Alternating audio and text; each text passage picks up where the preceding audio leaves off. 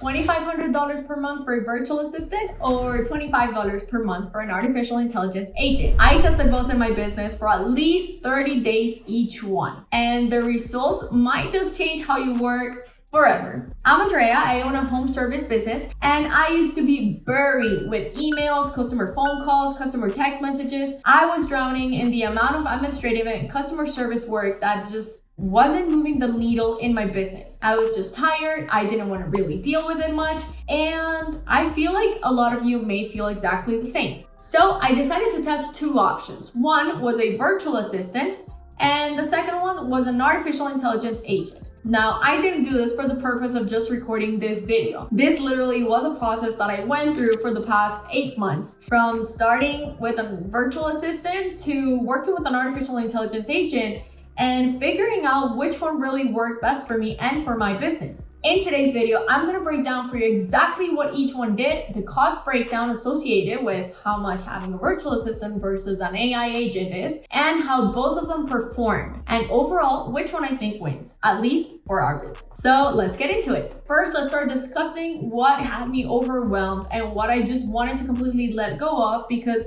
as I mentioned, it wasn't really making a difference in my business. What I really wanted to do was work on the business, not actually in it, because I could just hire someone to do those tasks that were just repetitive and really didn't require me to be on top of them. So the first task was scheduling appointments for new leads that were maybe finding us on Google or were referred by a current customer, and we just had to book them on the schedule so that our manager, or at the time my partner, would actually go to their property and provide them with an estimate for the service. The second task was replying to all types of client communication. So whether that means phone calls, just answering those phone calls, answering to emails, answering to customer text messages, all of these ones were things that I completely wanted to get rid of, because I didn't want to keep answering the phone. I didn't want to keep answering to emails and text messages. The third task was following up on past due invoices. I was constantly dreading calling customers, following up on past due invoices. This was definitely a task that I did not want to keep doing. So I wanted to make sure that I had something or someone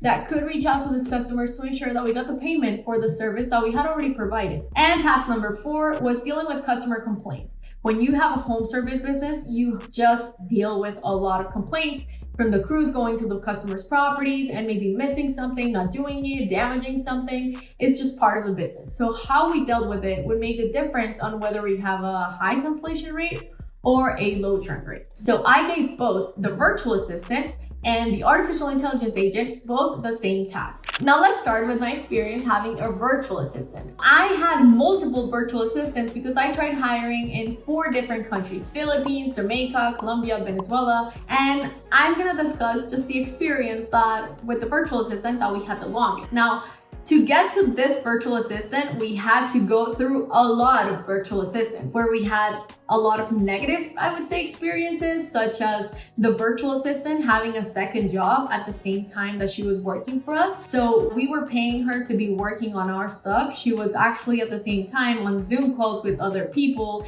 and just doing other kind of work that was completely unrelated to our business. The other virtual assistant that we had, she was pretty much missing the calls, and this one was the one from the Philippines, because she was on the other side of the world. And I really think that as much as you want to work when it's night, because obviously here in the United States, you know, it's daylight, but over there it's completely night, I just think she was really struggling to stay awake to pick up the customer phone calls, because it wasn't like a call center where you're constantly getting a phone call every 2 minutes. You're getting a phone call every 20, 10 minutes, 15 minutes, right? But you're not getting constant calls. So it's very easy for them to just like chill and get laid back and not really do what they're supposed to be doing. And with the other virtual assistant that we had, we found that she really wasn't working. We were paying her for the hours, but after really looking into her work, we used Hubstaff to keep track of their work hours and to take screenshots of their computer to make sure that they were actually working in our business. And we found after a couple of days that she really wasn't working at all, and she was just not doing what she was supposed to be doing, or at least what we were paying her to do.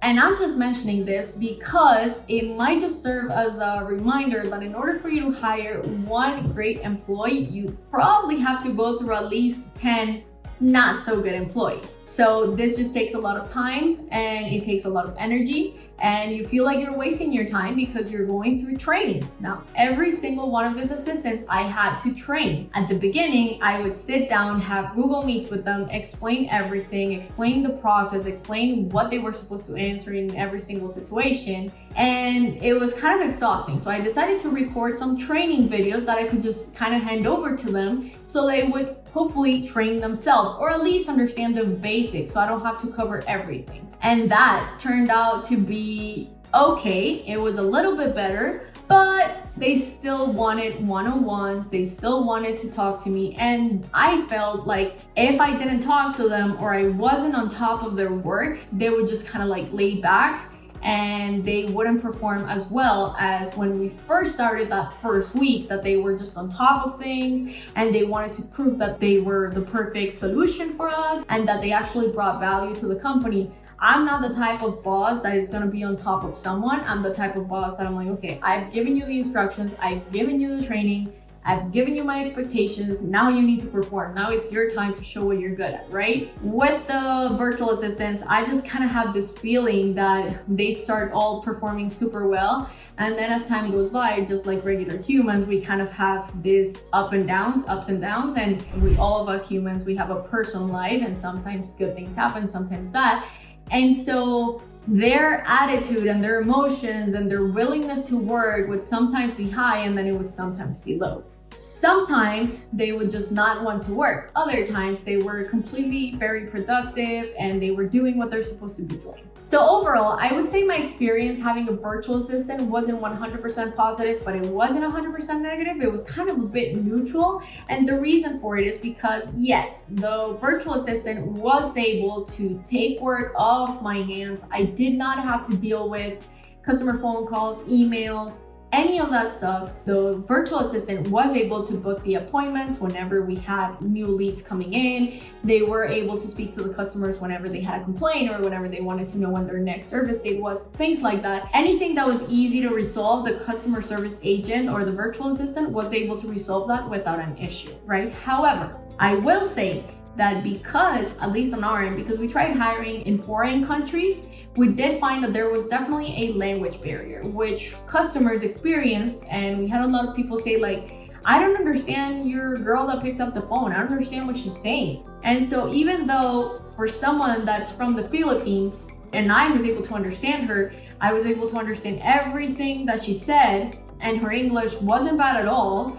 It was actually good. Still, people that are native to the United States, they still kind of have this thing where I'm like, oh, I don't really understand what this person's saying, and I don't want to try to think, and I don't want to try to understand what she's saying. I want to speak with someone that speaks perfect English. It's like when you call Amazon and you're dealing with someone from India, it bothers people. I found that it bothers people quite a bit. The second thing related to the language barrier is that emails sometimes, even though I would ask them like, you must use ChatGPT to answer all of the emails, make sure grammar is perfect, make sure. Sometimes if they did not use ChatGPT or if they did not use Grammarly, they would make a grammar mistake, which to me was a huge no. To me, there wasn't something that would piss me off more than to answering an email with bad grammar, bad punctuation. To me, that's a huge red flag, especially, I mean, you want your company to look as professional as possible whenever a customer service agent is replying to your emails or text messages. Now, in addition to that, as I mentioned, virtual assistants are great because they have emotions, they show emotions whenever a customer is saying something. A human always loves speaking to a human. We have not been trained, we're still not used to thinking that we want to speak with AI agents or anything like that. So we want to make sure that a human picks up the phone. We are happy when we call somewhere and a human picks up the phone. However, humans cannot work 24/7. We also had a lot of missed calls from the virtual assistant being on the other line while the phone was ringing on the other end. And we also had them just simply miss it because they went to the bathroom or they were doing something else and they just missed the call or just took a long time to reply to that email. Whatever it was, there were certain situations where there were calls missed, emails missed, certain text messages that weren't answered to. And again, because we're humans and sometimes we have good days and sometimes we have bad days, and those bad days we really don't feel like doing much, we had the assistant have certain days where she or him just didn't feel like working much. Their attitude on the phone with the customer wasn't as positive as we expected them to be. And overall, it just wasn't always a good experience. Sometimes it was a little bit below the line. Now, in terms of the cost associated with having a virtual assistant, when we started hiring until we stopped hiring a virtual assistant, we paid a range on a per hour basis. We paid a range between $9 per hour, which is somewhere along like $1,800 to like $15 per hour, where you're looking at almost $2,500 per month for having a virtual assistant in your team. Now, let's go on to my experience having an artificial intelligence agent. And I think the results will vary for people based on how qualified and how trained their artificial intelligence agent is. And so that is probably the reason why a lot of people are like, oh, AI is not really working that well yet. I don't think it's good enough to take customer service calls. You can literally have an AI agent pick up your calls and set it up in less than 5 minutes, right? It doesn't necessarily mean that the agent is actually going to work and perform as well as you want it to. You literally have to spend time training this agent. Make sure that you test it, you test the agent under certain situations, you ask it a lot of questions, you give it different types of scenarios, and you literally have to train this agent in all of those different scenarios to make sure that it knows how to perform on all aspects of your business. If you don't go through this training, your agent is going to suck, and it's not going to work as well as you want it to because it's just not going to be good enough. So then you're going to be frustrated because your agent doesn't work as well as you want it to work. Now, my experience with my artificial intelligence agent was that I literally took the time to train it. So guys, after having our virtual assistant, I was kind of fed up with trying to test so many virtual assistants. I had already gone through like 6 different virtual assistants. I was annoyed of it, so I wanted to give AI a shot. So I said to myself, you know what? Humans make mistakes, computers don't really make mistakes. If I work on this thing, if I train it, it should work as I want it to. And that's what I did. Now, with an artificial intelligence agent, you can have a really good artificial intelligence agent, or you can have a really bad artificial intelligence agent. What is the difference? I can literally show you how to build a voice agent in less than 5 minutes. You just give it a short prompt and it's working for you. You don't really have to worry about it much. However, whenever you have different scenarios coming up, it's going to be really bad because it's not going to know how to react under certain situations. It's not going to answer correctly. It's not going to provide the correct information. And overall, it's just going to suck. So you're going to be pissed off because your AI agent doesn't work as good as you want it to work. And you're going to go back to saying, you know what, humans are the only way. An AI agent, you have to go through the process of training it.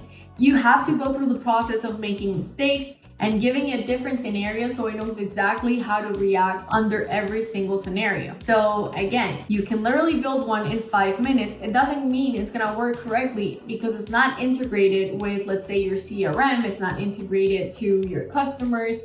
It doesn't know how to reply or answer to emails or calls or under certain situations. So the type of AI experience that I'm discussing here is a experience with an actually trained AI agent, not just a generalist AI agent that they sell you through your CRM that's just like, oh, use this AI agent, it's gonna work for all your calls. No, you literally need a specialized AI agent that knows your business inside out. Right? Because if it doesn't, if it's just like a general AI agent that is trained to just do the same exact work for every type of business, it's not going to know how things work inside your business and what you actually wanted to do within your business. Now, that being said, when I first implemented the agent in our business, we had a lot of negative feedback from our customers and even from our manager. Our manager was like, I'm getting a lot of customer complaints.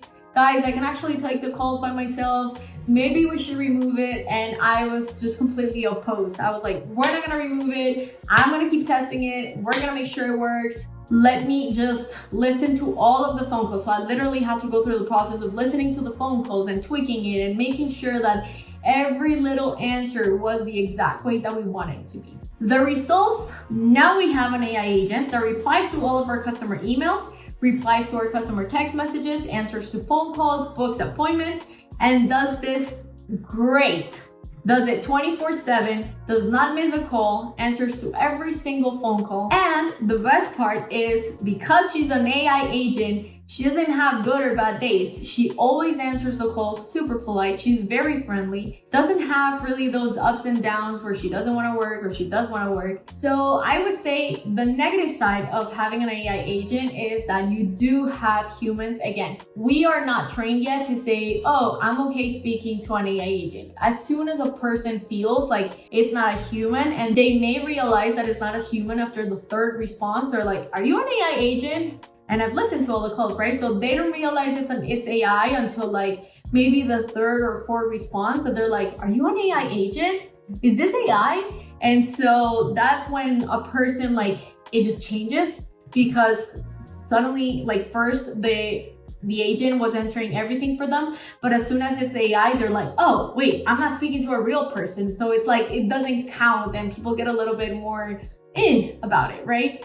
So humans always want to speak with humans, but we are moving. This is the future. AI is the future. And I just feel like we need to move along with it, right? And it is going to save us a lot of time, and it is going to change a lot of jobs, but it is the way that it's going to work in the future. And I think we just have to adapt. And so on my end, my goal is just to make sure that the customers get an outstanding customer service experience. And if I am able to train the AI agent to do just that, then why not? Overall, I would say the AI agent wins at replying consistently 24/7, it answers fast over the phone, and it's scalable, so you don't need to hire more employees to assist more customers, which is very important. Where the AI agent may fail, it's in terms of accuracy, as it can misunderstand sarcasm, tones, and emotions.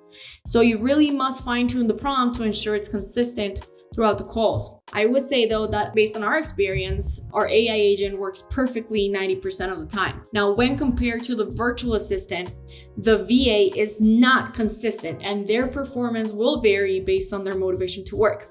They're also less cost effective, and they take more time to train. If I had to pick one, I would 100% keep the AI agent, and I would only hire a virtual assistant if I needed to manage, I need a person to actually manage relationships and strategy. Because based on our experience now, our AI agent is able to handle 80% of the stuff that used to eat my time. So it has definitely changed our business and our systems and our workflow. That being said, guys, if you want to implement an AI agent in your business today, definitely click the link in the description box. And to get more content like this one, give this video a thumbs up, subscribe to my channel, and hit the bell button. And I will see you on the next one.